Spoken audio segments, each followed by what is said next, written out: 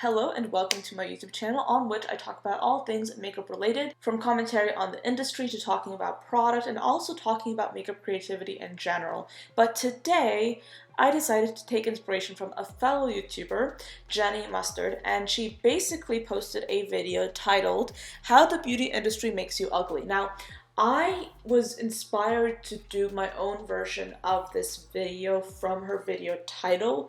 I have not yet watched her video. I'm going to right after I film this one, but I wanted to give you guys my fresh opinion on the topic. I wanted to make sure that my opinion was untainted by hers, so we could have two different videos, presumably on similar topics, but I will put her channel on the screen. I'll put her channel over here and her video over here so you can check them out for yourselves. I really enjoy her videos. She has a very interesting view on sustainability that I really relate to. But with that being said, I thought that it would be interesting to provide some commentary on this idea because honestly it makes sense to me, and I'm pretty sure that it makes sense to many of you, or I would say most if not all of you, that the beauty industry basically thrives off of consumerism, and consumerism is for the most part driven by negative advertising. Now, I'm pretty sure that there is a term for this, and right now I can't think of it off of the top of my head.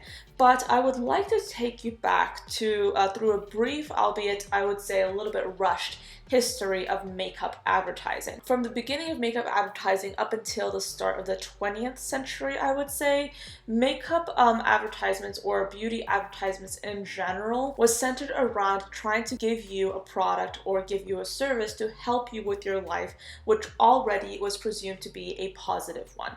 However, around this time, advertisers sort of shifted because they realized that it was a lot more lucrative if they were advertising products that helped solve a problem.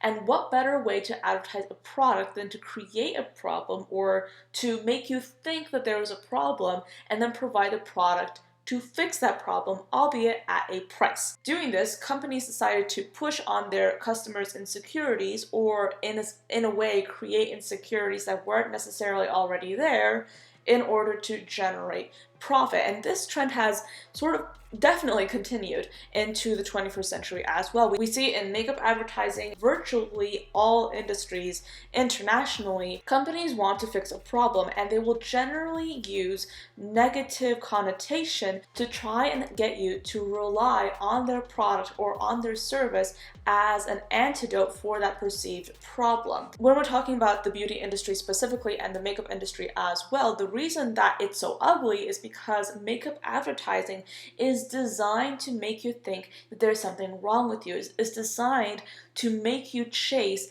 this unattainable perfection whilst paying an infinite sum of money to reach that level of unattainable perfection. It's no secret that even celebrities, the most beautiful people on the planet, feel the need to Photoshop their face, to have plastic surgeries, to have different procedures to preserve themselves, to make themselves look more symmetrical, to make themselves look more beautiful. They take sponsorship deals, they take advertising deals that perpetuate this idea even further, so that we, the common people who can't necessarily afford to have all these procedures done, to have all the best treatments, to basically have the best products, they make us think that there's something wrong with us, and the way to make us look exactly like that celebrity is by buying things, even if you can't afford it. I talk a lot on this channel about consumerism versus anti-consumerism, and my point is not to vilify one or the other, but I do think it's important to be aware of both so you can make better, more, I would say, guarded decisions as a consumer. Right now, it's becoming even more clear that we as a population do not have infinite sums of money to be spending on services, on products, but unfortunately, I would say that most companies don't necessarily care for that, and if anything, they are even more interested in taking our money and providing us with their business. What's ironic is that you have an industry that is filled with beautiful people, the most beautiful things around the world, and it is so focused on achieving that when really that level of perfection doesn't exist, because even the people that we deem to be so perfect in every which way are not that perfect. An example would be the Victoria's Secret models. Back when the Victoria's Secret fashion show was still one of the greatest things on earth, you had models report every single year that they would go through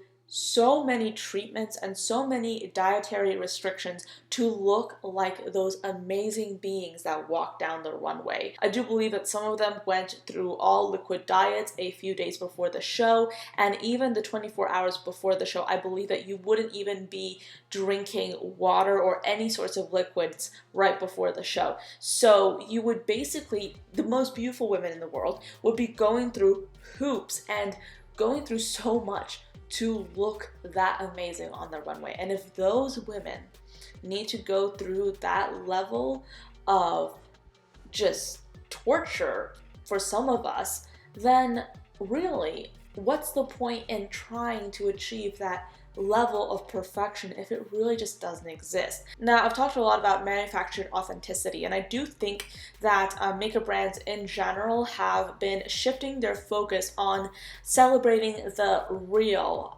people out there. They've been trying to portray this sense of, we know you're not perfect, so we're going to give you a product that you can implement into your life that will allow you to be who you want to be, which in general has been working quite well. Things have definitely taken a turn, arguably for the better.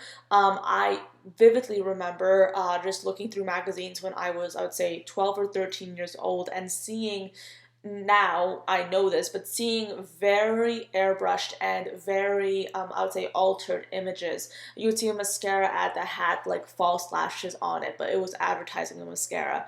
And you would see like these like close-ups of these poreless, beautiful people, when really that kind of perfection is just like inexistent. You do use Photoshop to achieve that image.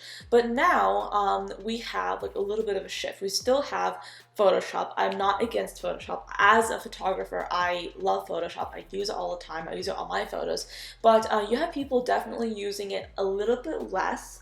And you also have brands recognizing the value in being authentic, because right now that's the golden ticket, I think, when it comes to advertising. In my personal opinion, I don't have a degree in it, but from what I can tell, I feel like authenticity is definitely taking steps forward when it comes to enabling brands to entice us with even more product, because authenticity to us is a little bit more appealing. I think that one of the best examples of this would be CVS. If you look on their Instagram page, I believe it's CVS Beauty or something along the lines of that. I'll put it on the screen. But all of their photos, I believe, or at least most of them, are completely unedited.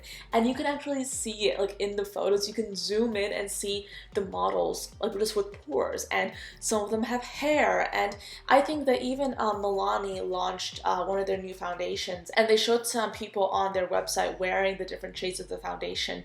And I'm not quite sure if they edited those photos at all, but you could definitely see pores and peach fuzz and hair on the model's face, and like it was real, it was authentic, it was exactly what I see when I look in the mirror. You know, I see those pores, I see that little peach fuzz that I have everywhere that I need to kind of wax at some point, because I mean over here it's getting a little bit crazy if I'm being completely honest, but it's kind of refreshing to see that.